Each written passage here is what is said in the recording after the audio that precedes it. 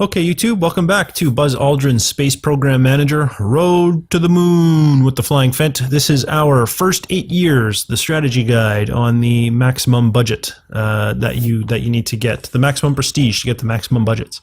All right, so we had just finished this season in the last episode. We had nothing left to assign. We're going to end the season and carry on. Almost hit 30% in the probe. Broke 25% on the rocket. Good. We're advancing nicely. No random events, which is nice. Okay, it's now the first quarter of 1956. We need to do more hiring. We've also have these people we need to fill in our spreadsheet. So there's a lot to do. The first thing I'm going to do is take a look at astronauts. We talked about this. Probably not going to hire any unless they're very, very good. So let's just take a look at what we have here. There's a 96, which is nice. It's not too old. Not super expensive. Not fantastic skills, though. If we look at Dennis Bales, not super bright. Well, I shouldn't say that. 95. He's very bright. He's very bright, but he's old, right? 37 is pretty old to start astronaut training. Decent skills, but only two that matter: leadership and fitness. And I mean, they're both okay, but they're not amazing. Carl Newell, he's young, he's fairly bright, but he's expensive, and his skills aren't amazing. Not really worried about him.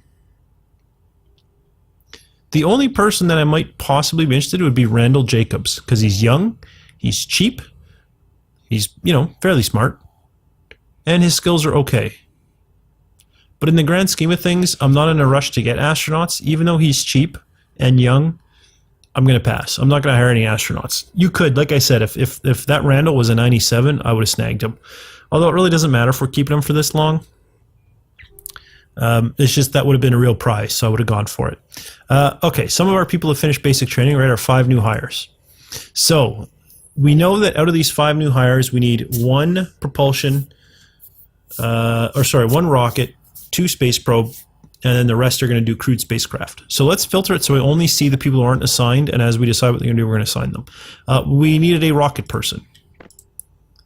Who? Cade could do rockets. Curtis would do better in crewed. I think Curtis, we had decided, would do crewed spacecraft. Well, we know that Jason Weinstein's definitely doing space probes, so let's get him going. Quinn Robertson, I'm pretty sure, is going to do space probes as well. Let's just take a quick peek here. Now you can look at, that would be rockets. Yeah, let's send Quinn Robertson to do space probes as well. Okay, so now out of this batch, we need to get 1 rocket and 2 crewed spacecraft people. I'm very surprised I hired this Trevor. I guess I had to, right? I had to fill the role somewhere. I think Trevor was actually going to do was going to be the space probe guy, though, wasn't he? Now that I think about it. He was going to do space probes, and Quinn was going to do crewed spacecraft. I think. Yes. Pretty sure. Oh, I don't know why I clicked that button. It was this one. But I'm okay with this because space probes are a more immediate need, so that's fine. I've changed my mind. That's okay. So Curtis Hawk was crewed spacecraft. We knew that for sure, and now I forget what I was supposed to fill in with the other one.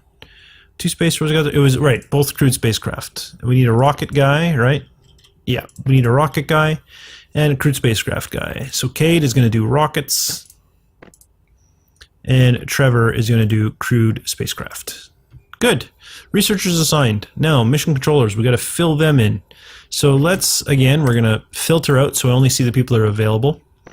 And I'm going to start with flight directors because that's kind of the hardest role to fill. Look at that. The game agrees with me. Jesse Mize is going to be the flight director. Let's pencil him in.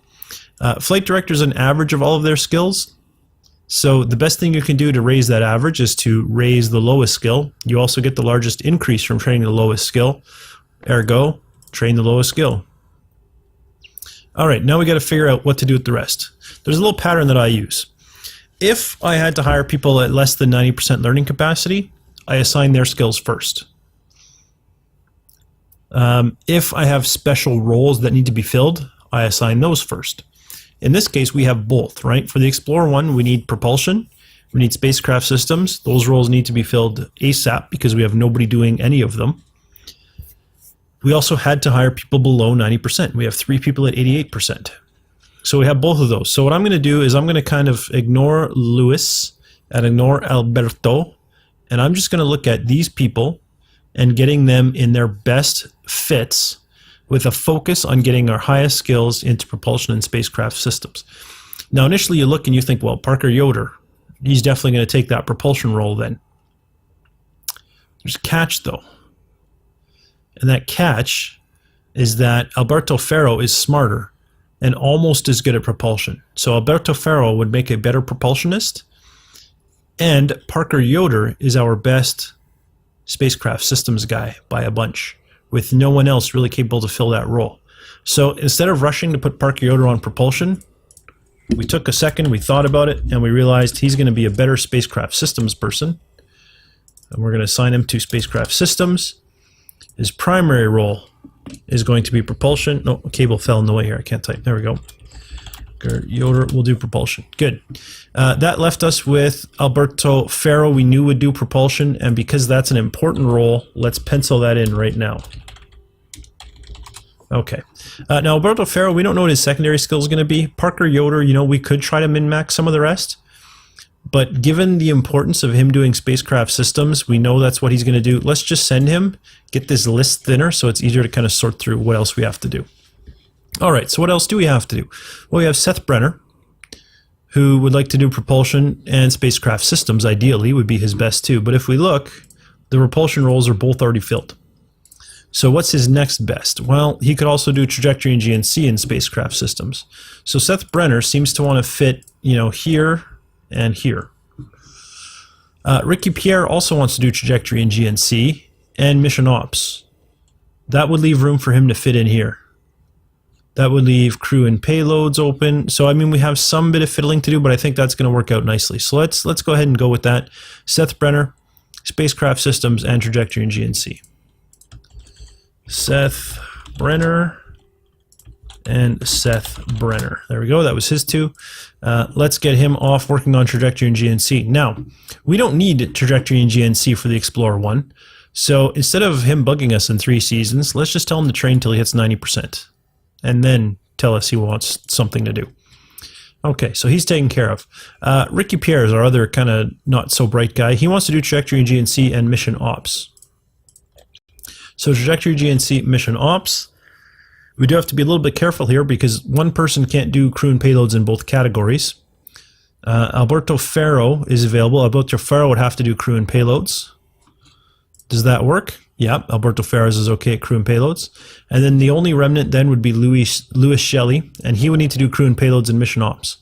You know, it's not great, but look how smart Louis Shelley is. He can really make up for this 36.7 pretty quickly, so that will work out just fine. So Ricky Pierre, what was it?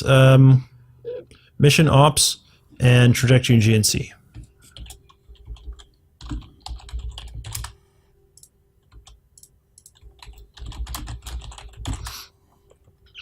And so he's done. He is mission ops as his primary role. Again, not needed for the Explorer 1, so don't bug me in 3 seasons. Go till you hit 90%. Alberto Ferro, the backup had to be crew and payloads because one person can't do it all. Alberto Ferro's primary is propulsion, which is one of the important ones, so let's just send him for a single training course. And then Louis Shelley, fill in the blanks. And then send him off for crew and payloads training. Again, not vital, so let's get them continuous to 90%. Close enough. All right, so that's all done. Now we're back to hiring. We looked at astronauts. There was no new hires there. Okay. Hiring here. What did we need? We wanted to get 4, or I should say we did get. We wanted to, and we managed to get 4 rocket researchers, 4 space probe researchers, and 2 crewed spacecraft researchers. So now what we're looking for is 2 more crewed spacecraft researchers and then 1 or 2 human-rated rocket researchers, and then we're going to be pretty good with things, you know, and that will give us 14 of 14, right? So again, I'm looking at Their learning capacity at 96 is amazing. 95 is amazing. And then we've got some options here. So let's just take a quick look. 53, 64. Holy smokes. Well, we may need to reevaluate our priorities here. But let's not worry about that right now. Derek Bryan, you'll do human-rated rockets, I guess. Jamie Pug, you could do either human-rated rockets or crewed spacecraft. I'd be tempted to have you do crewed spacecraft, actually. So that would leave us with one more crewed spacecraft and one more human-rated rockets that we need. Devin Peterson would do good for human-rated rockets. Let's hire him. He's a little bit older and he's expensive, but that's okay. Researchers, I don't worry about that stuff as much. So we're looking for another crewed spacecraft person, right? Ideally. Danny O'Neill. Good crewed spacecraft person. Young.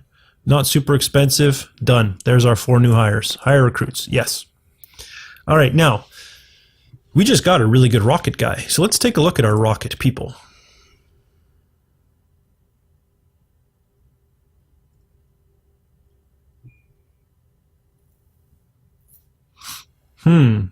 Cade, not that smart. Kind of bad with rockets. Jamie Pug, we were thinking to do crewed spacecraft. We don't really need crewed spacecraft. Cade's not bad. You know what? I'm going to pull Cade out.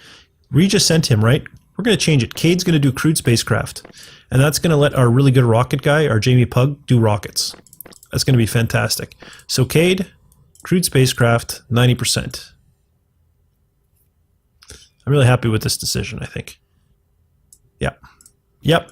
Good. Now, at this point, you can see we can handle 7 more flight controllers. Now, you might say, okay, but come on. To run one mission, you don't need that many. But I've mentioned as well, flight controllers are extremely important in this game. And to start training them to get that flexibility going as early as possible is massive. You also have to bear in mind that if we were to hire them now, 2 seasons they'd be able to be assigned and then sent to training, which gives us a staggered graduation rate, right? These guys will be done in 3 seasons. Those guys will be started training in 2. So in 4 seasons, they'll be already. So you'll have, people graduate training. And if you're not ready to launch your probe, it's okay. Assign them back to training because another group will be graduating the very next season. So having the extra flexibility would be nice. Plus, they're so important that I don't even question it. I just try and get another team of 6 right away. So let's take a look. 91 and 97. Beautiful. Two 97s. Three 97s. I've never seen that before. 1, 2, 3, 4. We need 2 more. 5. And this is where we get screwed with people that suck. Okay. Wow. Let's take a look at the 85. You know what? There are 2 skills in the 50s. We got a lot of super smart people. I'm just going to take Felix Whitson, and we can work with it. Good. Hire recruits. There's the next team of 6. Beautiful. Same thing. I'm not going to assign them until they finish basic training so I can use the filters a little better. As you get further down the road, that becomes less useful to you to do because you're going to have other people mixing in, right? You can imagine once you have 6 full teams, you're not going to get it so, only your new hires are graduating. Things are going to be mixed in, but you'll see how I deal with that when it comes up. So yeah, for now, everyone has assigned a task. Let's just end the season. Broke 40% there. Broke 40% here. Good. Coming along nicely. We're halfway there. No new events. No idlers. End the season. Almost 60%. Almost 60%. Beautiful. Okay. Graduated training. Good event. 12.2% reduction of fixed cost for 6 seasons. Beautiful. Absolutely beautiful. Idlers. Perfect. Perfecto. Some of these are new hires or people we sent for training. They should be new hires, shouldn't it? Yeah, it's new hires. Ooh, Mildred Landis. It was a training. So let's go ahead. I kind of cheat. I just remove them and then reassign. It may, in this case, it resulted in no change, but it automatically sorts this list, right? So I don't have to think. I can just click. So we need 2 more rocket people. There'll be Mildred and Jamie.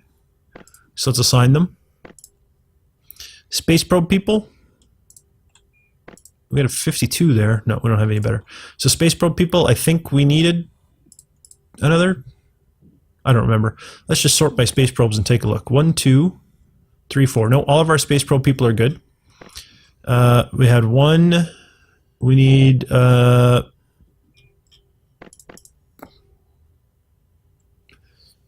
of them to do crewed spacecraft, or 3? Oh, we already have 3 people doing crewed spacecraft. Did I have fudge? We got 14, so that works out to what? What am I missing? Do I need another rocket person? All right, let's just start over with the math. We have 1, 2, 3, 4 rocket people. Let's just make sure it's only 4 rocket people. It is. Good.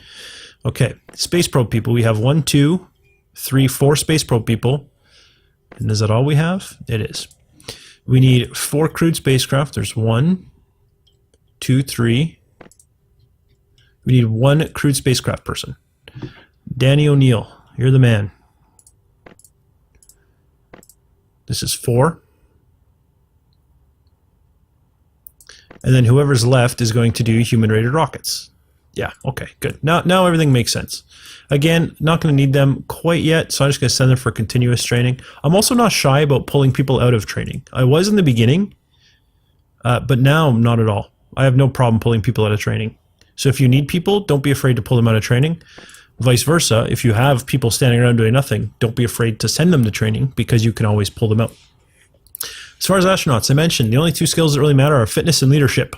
What I do is I start off, I train them up to 75% in fitness. And once they come back from that, I train them up to 90% in leadership. Then I send them back to get their fitness up to 90%. All right, new hires are done. Their basic training, let's find out who do we want to stick where. Again, priority is going to be flight director, Gregory Anderson. Beautiful. 2 in the 40s. Yeah, Gregory Anderson's okay. So let's assign him. He'll be our flight director. His lowest skill is spacecraft systems. At 46? Yes. Single training. Okay. Now again, these guys may be our primary ones. So we want to prioritize propulsion and spacecraft systems. But we also want to prioritize our weakest person. Luckily for us, our weakest person doesn't have skill in either propulsion or spacecraft systems. They want to do trajectory and GNC or crew and payload, so fine.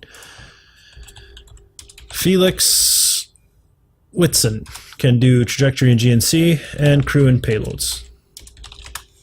Done and done. I'm not going to sign him quite yet, though, because I want to just take a quick peek. Okay, yeah, that'll be fine. All right, so who's our best propulsion person? Wow. Really? 47%? Yikes. Well, in that case, Evan Moser, you're the winner. Who's our best spacecraft systems person? Levi Lopez. Really? 48? Ah, at least you're a genius. Levi Lopez. That leaves us with crew and payloads and mission ops. Crew and payloads. Evan Moser. Nope. Evan Moser's already taken. So it looks like Lane Neely. Crew and payloads. Although look at Lane Neely, he's really good at mission ops. So is Jackson. Okay. So Lane Neely can go here. And Jackson Aravallo can take care of mission operations. Good. Let's figure out who's going to fill the next role then. Let's go with best of propulsion, second best. Felix Whitson is taken care of in both, so that would be Levi Lopez would fill in propulsion. And I'm really not too worried about this team because I have so many people with the 97 skill that, or the 97 learning capacity, that these skills are going to increase really quickly. We need a trajectory and GNC person. Lane Neely has no backup. Trajectory and GNC is good. Okay. Good. Then we need a spacecraft systems. Levi Lopez has a backup. Evan Moser needs a backup. There's a catch, though. If we put Evan Moser down here, that leaves Jackson Aravello having to do mission ops. And that is not good. So let's see. Evan Moser's a 54 in mission ops. So that will work out. And then Jackson Aravello is less than 40% at spacecraft systems, but also a 97% intelligence. So that will make up for it. So Jackson Aravello right there. Everybody has a primary and a secondary. I'm just going to make sure there's no duplicates. Evan, Felix, Levi, Lane, Jackson. Perfect. All right, so let's send them off for training. Levi Lopez, spacecraft systems will be single training. Evan Mosen for propulsion will be single training. Everyone else is going to be continuous to 90%. Oh, not 97.8. We don't need to go crazy now. Lane Neely is crew and payloads.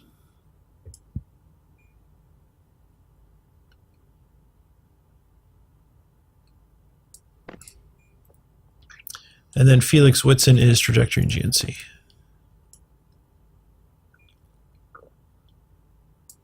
Good enough. All right, no idlers. All the hiring is done to end the season. Go. Broke 70%, close to 70%. People have graduated training though. Another good random events. Oh wow, 23.6% reduction in fixed costs. Nice. So let's go ahead and just make sure we got the best people working for us. Both over 70. Fantastic. Manage rockets.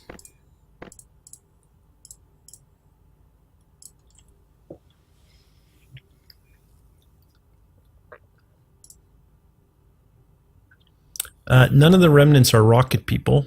2 of them are space probe people, though. That's okay, because the rocket's going to be the hard one.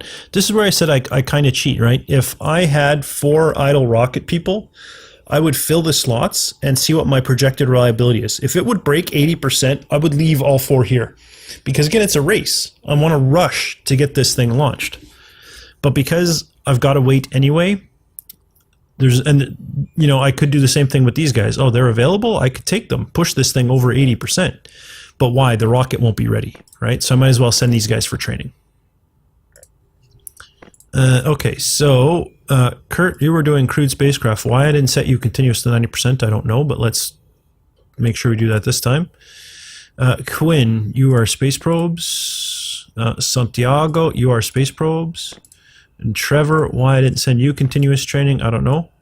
I don't know why you guys didn't remind me. They're out there, YouTubers. I'm going to blame you for it. Okay, first team is done. The first, important team. We're not ready to launch the thing yet, so let's send them back for more training. Alberto Ferro was our propulsion guy. Jamie Mize was our flight director. And Parker Yoder was spacecraft systems. So let's just send them back for another round of training. Jesse, it's going to be wherever he's weakest at, which is trajectory and GNC. No, mission operations. Yep. And then Alberto Ferro was propulsion. No idlers. Still 1956. We can't hire anyone, so let's move on. Almost broke 80 there. Almost broke 75 there. We're coming along. No news. No news is good news. It's the first quarter. Let's take a look at new hires. I know I can't hire any, but I'm looking because if there's a lot of good people, it might be worth an upgrade, but I don't think there will be. Yeah, I mean, I'm not blown away by anything here. Just looking at the numbers, I mean, a 95 would be nice, but I'm not going to upgrade this building and pay all those additional costs for 195 that really doesn't have any exceptional skills. So that's fine. No one there worth hiring. If we take a look over here at flight controllers, I wouldn't. You don't need more than 2 teams right now, so I wouldn't do it anyway, but out of curiosity, I just like to look. I like to see, oh, look at this. Look at Marcus Trejo. Oh, Marcus. Marcus would make such an amazing flight director. And he's a 96 intelligence. Wow.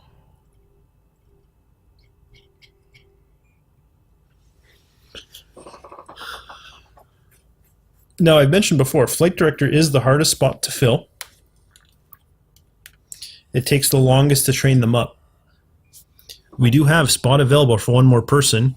And Marcus, look at 2 skills in the 60s, 1 in the 50. He's a 96. He's a little old.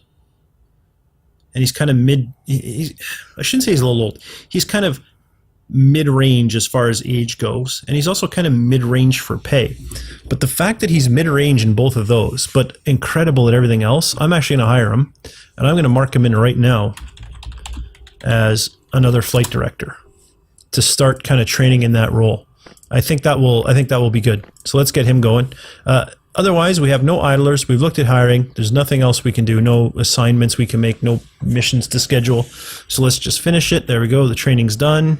Or sorry, not the training. The research is done. We've hit 80% in one category. Events. Nobody's quit or anything like that. So we're good to go. Who's come out of training? Two rocket people. Let's assign them both to get that up above 80% as much as we can. Over here, we're going to hit 86. That's a nice big number. Let's take a look. How much time do we have? There are 7 seasons left until the budget review. We have flight controllers available. 70%, 70%, 70%. Oh, leave out, right. Gregory Anderson is the flight director. And he's not a bad flight director. He's probably going to be in the 60s, high 50s, I would say. In one season, people are going to graduate from training, though, right? If I'm not mistaken, it's one season. Yeah, in one season, people are going to graduate from training, and they're going to be way better by a whole round of training. So this is where you have to start weighing pros and cons. What are the chances that Russia is going to launch Sputnik 1 before we launch Explorer 1? Well, all we have to do is remember that Russia opened, if I'm not mistaken, they opened the Korabl Sputnik 2, which is going to be harder to research than the Sputnik 1. They might not be ready. In fact, I'm going to gamble that they're not ready, and I'm going to wait for next season to launch my mission. Even saying that, though, realize that because of how we prioritize our rocket research and whatnot, we're going to have lots of time, 6 whole seasons, in fact, to launch that lunar probe and get this experience even higher. Also, even if Russia does launch, we're going to have 6 seasons left to launch both the Explorer rounds to hit the maximum prestige. So we'll be okay regardless of the outcome because of how early it is. So just to make sure the mission doesn't fail and we don't lose prestige, I'm going to wait till next season. So single training, no, Gregory Anderson, hang on, Gregory. It's Levi, that is the spacecraft systems. You, sir, are a flight director, right? Gregory Anderson. So see, it's very easy to get confuzzled a bit, so I highly recommend the spreadsheet. Your low skills propulsion. All right, we got no idlers left. We've already done hiring this season. Let's move on. There we go. We broke 85% on the probe. We broke 80%, so we're ready. This season, we can launch. Boost R&D by 22%. That's fantastic news. Marcus Trejo, if you saw the news, is available. Let's send him to research his lowest skill, which is mission operations. Get him cleared. There's our 3 flight controllers for this mission. Right, Jesse Mize is going to be our flight director. We got over 80% in our 2 critical skills there. That's good. The idlers, if you look, are both our space probe researchers. So just to max out our research here and get that extra little push, let's assign them to train on the Explorer 1. Or I'm sorry, to research the Explorer 1. And then let's go ahead and schedule it. Now you notice I didn't select this rocket, right? This has still not been selected. I use this to keep track of which missions I've done and which I haven't. For the Explorer 1, not a big deal, but it's a habit that I've developed. Once you get into stuff like Apollo, for example, it's going to get really hard to remember which missions you've run and which ones you haven't. So what I do is if there's a rocket assigned, the mission has been run. If there's not a rocket assigned, I haven't run the mission. So if I select this, for example, right, and then I go to schedule this mission, and for whatever reason I change my mind and decide not to schedule it, I go ahead and I remove the rocket. So I know it hasn't been run. This is how I keep track of kind of what's been done and what hasn't. But let's go ahead. We're going to schedule the mission. We'll assemble it now, auto assign, and make sure it gets what we want. Yep, Jesse Mize, we want as the flight director. It obviously picked the best 2 up there. We'll confirm the assignments. We are good to go. The mission's been scheduled. Everything is all set. Nothing to do but launch the rocket. And because, I'm not a save scrubber, I could be like, oh, it's been half an hour, I'm going to end the episode. But just to prove that I'm not a save scrubber, we're going to end the season. and we're going to see if we're successful or not. It'd be nice to have that suspense, right? Force you to come back for the next episode. But one, the kind of greasy end too. I want to just eliminate. There's no chance that I save scrub this, because I know some people always tend to be negative and stuff like that. So let's just make sure if this does succeed, people aren't going to accuse me of anything. We'll go ahead. We'll launch the mission. We'll skip to the outcome. Successful. We got 1650. We beat Russia. There's our three things. We have 1890. We needed 1875. You can see that Russia still hasn't done anything. We're getting a reduction to our fixed costs again. Fantastic. So if we look, we have achieved highest prestige for the maximum budget already, and we have 5 seasons left to go. Beautiful. Let's go ahead. Manage programs. The Explorer one. You could launch the extended mission configuration if you wanted. I personally don't care. I have no desire to run it. It's going to tie up people for way too long. If I decide to run it down the road, I'll just reopen the program for now. Let me close it and stop paying for it, okay? We did talk about the next thing we were going to do was the Pioneer 4 lunar flyby. So let's open that project. You'll notice we don't have a rocket that can do it. Now, when this happens, I recommend you don't click yes and pick the rocket, because this is going to show you the filtered list of only rockets that will do this mission. Now, I happen to know the Juno 2 is the second rocket on the list. It's the one we want to start researching, so it would be fine. But when you get to bigger projects, you don't know if the rocket is showing you is the next one in the list or if it's 12 down the list. So I don't recommend doing this. If it says you don't have one, take a look and see how close you are through your rocket researches and open your rocket programs over here. In my case, we know we're done with the Jupiter C. We know we want to start working on the Juno 2. So let's start doing it. In fact, look at that. Jupiter C has actually reached maximum reliability. Now, I'm not going to close the Jupiter C. And I'm not closing it because it's a cheap rocket. And if there's any other missions that could use this thing, I want it to be available for them to use it to save on costs. So I'm going to go ahead and just assign my 4 best researcher to rockets. Now you might say, well, what about your rotation that you wanted to do? Well, it's more important that I launch this mission. I've only got 5 seasons, right? So we need to really get cracking. So let's just not do any training and just research the crap out of this rocket. Same thing over here, right? We're just going to research the crap out of this probe. Okay. Now, if you're paying attention, you would have noticed that when I opened the Juno 2 from the open rocket screen, it said 3% current reliability. But if you look at it, it's not 3%. It's at 58.2. That's that carryover we were talking about. So those guys are all assigned here. We have some mission controllers doing nothing. It's the ones that we used on our last mission. So let's go ahead and send them off for training. Alberto Faro, he hasn't hit 90% in propulsion yet, so let's send him back for more. Jesse Mize is a flight director. His lowest skill is trajectory and GNC. And then Parker Yoder hasn't reached 90% in spacecraft systems. Let's send him off for another round of training there. No idlers. It's not a new year, so there's no new training to go. Let's end the season. Broke 50% there. Broke 70% there. Good, it's coming along. Russia still hadn't launched the Sputnik, if you noticed. So we're well ahead. We also had no random events going on. Our 2 astronauts have finished their training. So they've reached 75% in fitness. As discussed, we'll go for 90% in leadership.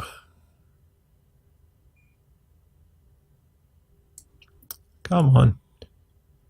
I don't need to be, like, 89.9 is okay, but I don't want to, like, I don't want to hit, like, oh, did I send a single training? Come back. Come back.